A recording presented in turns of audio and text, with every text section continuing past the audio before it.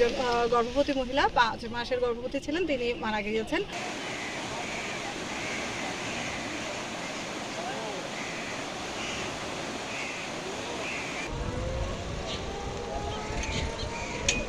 আজকে 2 দিন যাবত এই অবস্থা, আমাদের খুব কোনো পরিস্থিতি, রাস্তাঘাট ভেঙে গেছে, চলার মতো কোনো উপযোগী নাই, অনুপযোগী হয়ে পড়ে গেছে, মানুষ খুব ভয় ভীতিতে চলছে।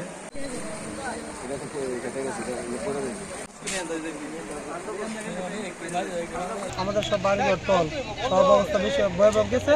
এখন আল্লাহর মধ্যে একটু সমতুলভাবে আইছে, এখনো আরো 2-3 দিন লাগবে আমরা বাড়িতে যাইতে।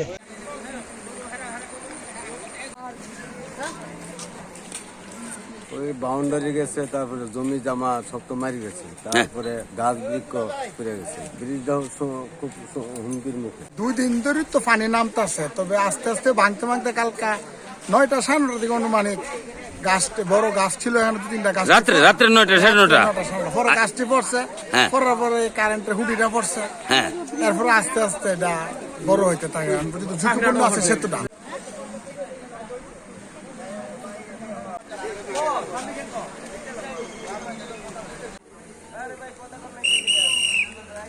দেবগ্রামের দক্ষিণ দিকের ব্রিজটা এপ্রোচ ভেঙে যাওয়াতে কসবা আখাউড়ার যান চলাচল বন্ধ। উদ্যম গতিতে যে ফ্লাড হইতেছে, এতে এইখানে অনেক ক্ষয়ক্ষতি হয়েছে, বিল্ডিং ভেঙে গেছে, শহর বাউন্ডারি ভেঙে গেছে, গাছ গাছালি ভেঙে গেছে।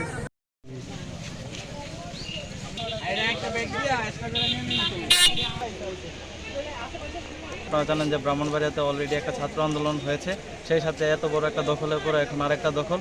আমরা ইনশাল্লাহ চেষ্টা করবো বা আশাবাদী, সকলের কাছে দোয়া প্রত্যাশী যে আমরা এই দখল কাটিয়ে এবং আমাদের ভাইদের পাশে দাঁড়িয়ে আমরা আমাদের দেশকে উন্নতর উচ্চ শিখরে নিয়ে যাব। প্রায় 3-4টা গ্রাম একেবারে ডুবে গেছে বন্যাতে, 300 পরিবার আটকা পড়ে আছে, যার জন্য আমরা এখানে রাস্তাটা ভেঙে গেছে, তো ব্রিজ নির্মাণাধীন আমরা দাঁড়াই আছি যাতে কোনো মানুষ এদিকে যাইতে না পারে।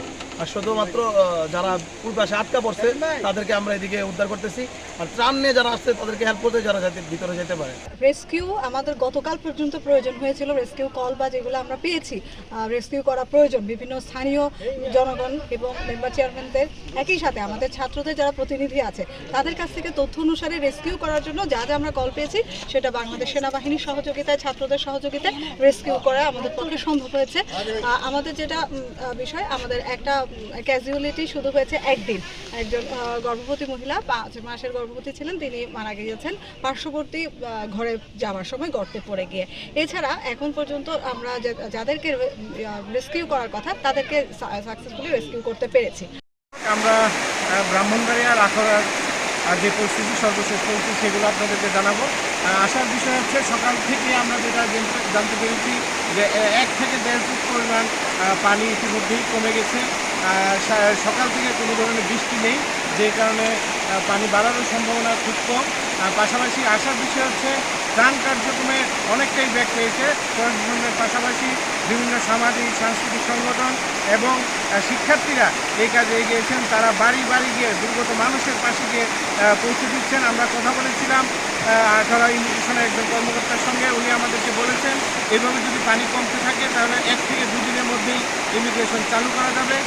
পাশাপাশি আরেকটি বিষয় আপনাদেরকে জানিয়ে রাখি, এই পানি কমার মধ্যেই কিন্তু আখাউড়ার একটি সেতু, দেবগ্রামের একটি সেতুতে ধসে হয়েছে, আরেকটি সেতু নয়া দিলে সেটিও ধসে গেছে, যে কারণে কসবা আখাউড়ার যোগাযোগ বন্ধ রয়েছে। এই ছিল আমার কাছে সর্বশেষ পরিস্থিতি।